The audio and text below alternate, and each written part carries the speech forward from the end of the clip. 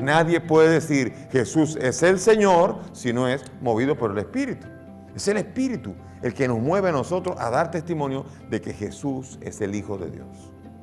Por eso es el Espíritu el que mueve, y es el Espíritu el que nos transforma a nosotros en verdaderos testigos de esa, tener esa fe capaz de darnos a nosotros la vida, creyendo que Jesús es el Hijo de Dios, hacemos la verdad, vivimos en la verdad y no le hacemos a Él un mentiroso.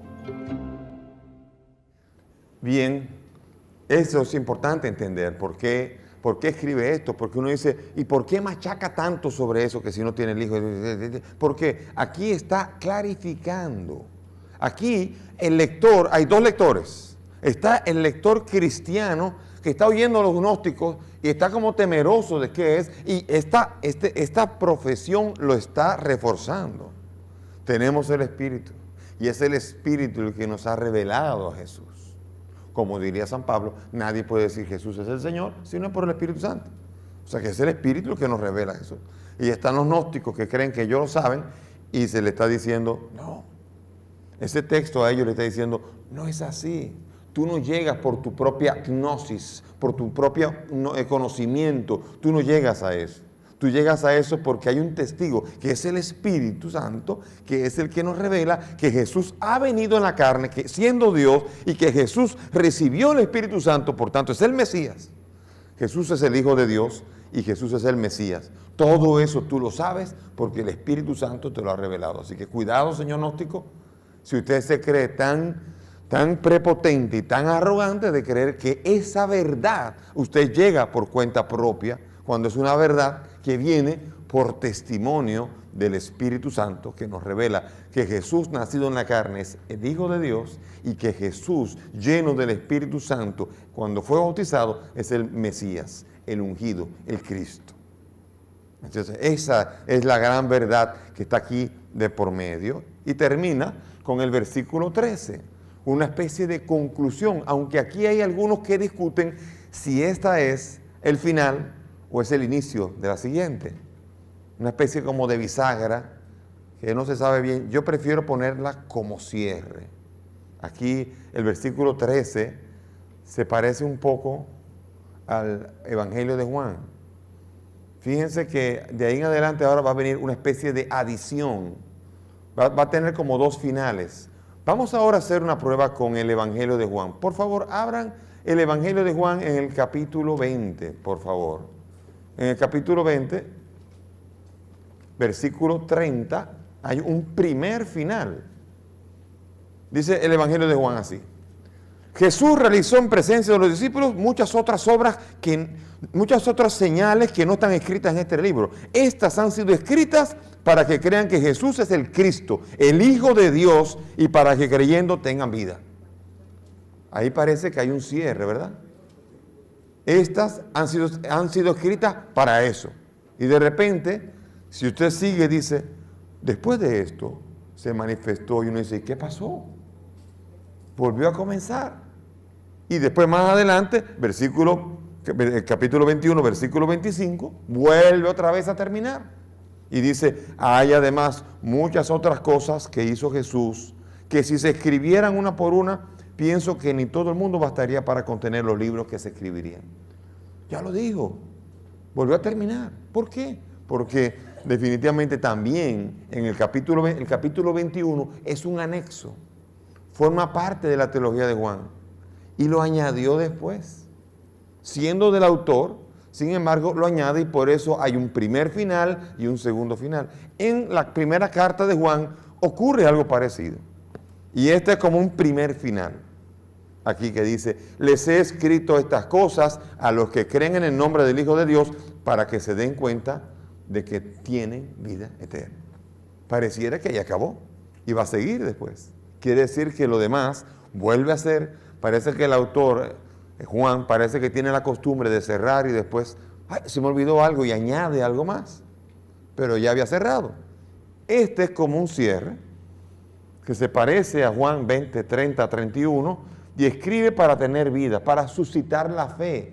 Él ha escrito para que los que creen que Jesús es el Hijo de Dios se den cuenta tengan conciencia de que han recibido el gran regalo de ser hijos de Dios. La fe en el Hijo trae la vida eterna. Y eso es lo que nos invita a nosotros a tener.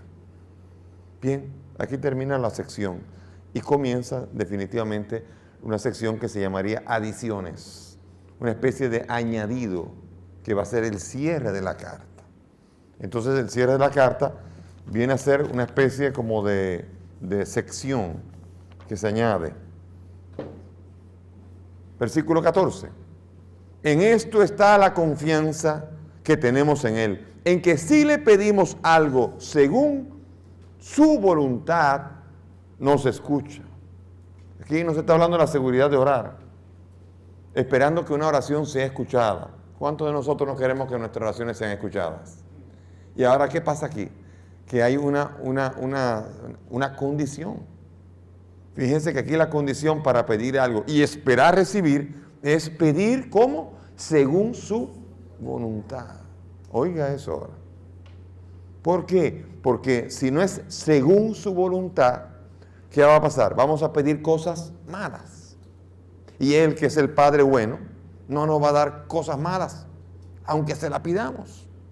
¿Entienden? Y por eso Él siempre va a dar cosas buenas. Y tenemos que orar y aprender a orar conforme a su voluntad. Y por esto, si le pedimos algo según su voluntad, el que ora unido a Dios, Dios le escucha. Pero el que no ora unido a Dios, entonces no pide la voluntad de Dios, pide algo que es negativo. Dice Santiago 4:3, la oración del justo tiene poder. La oración del que hace oración en justicia tiene poder.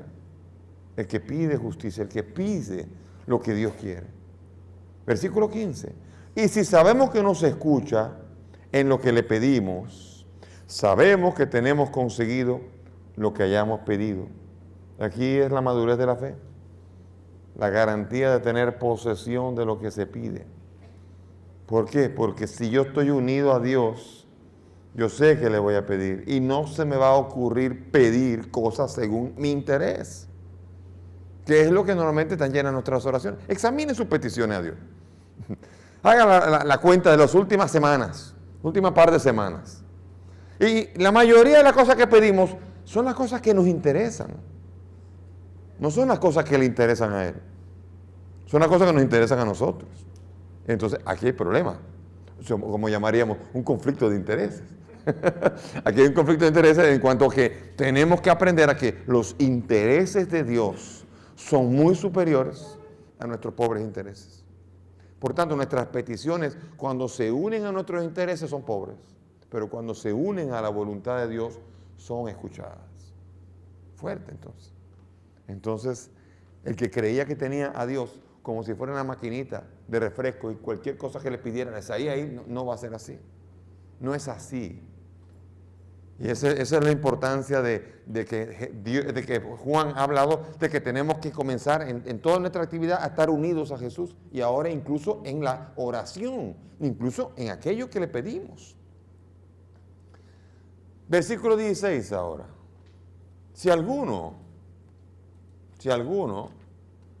ve que su hermano comete un pecado que no es de muerte, pida y le dará vida a los que cometan pecados que no son de muerte, pues hay un pecado que es de muerte, por lo cual no pido que pida.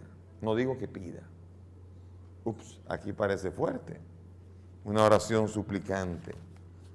La primera cosa que definitivamente Dios quiere es la conversión del pecador. Dios quiere que todos los hombres se salven y lleguen al conocimiento pleno de la verdad. Eso forma parte de la voluntad de Dios. Es muy difícil que tú puedas pedir conversión para alguien y eso no sea una bendición. A nuestros enemigos no siempre le pedimos conversión. Pedimos que le caiga un rayo, que lo saque, que lo enferme, que lo saque de la circulación. Y no pedimos conversión. A mí, yo conté que me votaron en Miami cuando fui a la Cubanísima, me votaron de allí. ¿Por qué? Porque me invitaron a un programa visto en todo Miami por todos los cubanos que están en el exilio. Y allí me hablaron de Fidel Castro. Y cuando me hablaban de Fidel Castro, ellos me decían de que Fidel Castro como que tenía que morir. Yo les decía, vamos a pedir por la conversión para que se convierta. Óigame, no me dejaron seguir. Me sacaron y todos los empleados mirándome como si yo fuera un leproso, un samaritano o yo no sé qué cosa, me sacaron de allí. Jamás en la vida he sido invitado a la cubanísima. ¿Por qué? Porque pedir por la conversión es muy difícil cuando tu corazón está odiando. Pero si tu corazón pide por la conversión, está pidiendo bendición para tu enemigo. O sea, es la mejor oración que tú puedes pedir para tu enemigo. ¿Sabes por qué? Porque a lo mejor el que necesita convertirse no es tu enemigo, eres tú. Así que si pides conversión, a alguien le va a caer. Y la conversión es la primera cosa que Jesús viene a pedir cuando llega al ministerio. Conviértanse porque ha llegado, se ha acercado el reino de los cielos. Y prediquen la conversión de los pecados. Así se despide en el capítulo 28 del Evangelio de Mateo. Así que la conversión es la primera misión de Jesús que produce alegría. Hay más alegría en el cielo por un pecador que se convierte que por 99 justos que no necesitan conversión. Por tanto, pide conversión. Un pecado que no es de muerte. Aquí parece que ya el Antiguo Testamento distingue pecados menores y de más graves, pero no hablaban de vida o de muerte. Sin embargo, aquí es un pecado que acarrea la muerte corporal, que la comunidad tiene que sacar de en medio al pecador. Es curioso. Quizás no acarrea la muerte definitiva, pero está orientando hacia la muerte espiritual. Esto quiere decir que hay pecados que si usted se queda así, usted lo está llevando derechito hacia la muerte espiritual. Y hay otros que siendo pecados y que no por eso agradan a Dios, no necesariamente están siendo pecados que lo llevan. Por lo tanto, pida por eso. Y al otro, no lo tenga en la comunidad. No lo tenga en la comunidad. Es muy importante entender esta exclusión, porque esa exclusión parecería como un acto de discriminación. Les voy a decir lo que pasa rápidamente. Están persiguiendo a los cristianos. Aquí está la comunidad y aquí está la sociedad. Los que corren más peligro en la sociedad, ¿quiénes son cuando están siendo perseguidos los cristianos? Los cristianos. O sea, estar metido aquí es estar metido en la candelada. Y si usted está metido aquí, es mejor que sea santo. ¿Sabe por qué? Porque lo van a matar. Y si lo matan por la santidad y por seguir a Cristo, bendito sea Dios. Pero si usted está en un pecado grave y está ahí metido y lo matan, tiene problemas. Lo mejor es que salga aquí afuera, ahí no lo van a matar. Que reflexione bien. Que reflexione bien. Mientras tanto nos matan a nosotros, pero a ti que no te maten, porque si te matan a ti, te matan peor, te matan el alma, no el cuerpo. Y entonces cuando tú puedas, cuando tú recapacites, tú tendrás la oportunidad de volver. Pero no en este momento. No pidan por él, sáquenlo, exclúyanlo. Acuérdense que en el capítulo 5 de 1 de Corintios también ocurre algo parecido, el incestuoso. Arrójenlo a Satanás, al mundo de Satanás, que significa al mundo solamente, no a Satanás directamente. Pero sáquenlo de la comunidad porque nos van a matar y a él lo van a matar estando en pecado mortal, él no debe morir.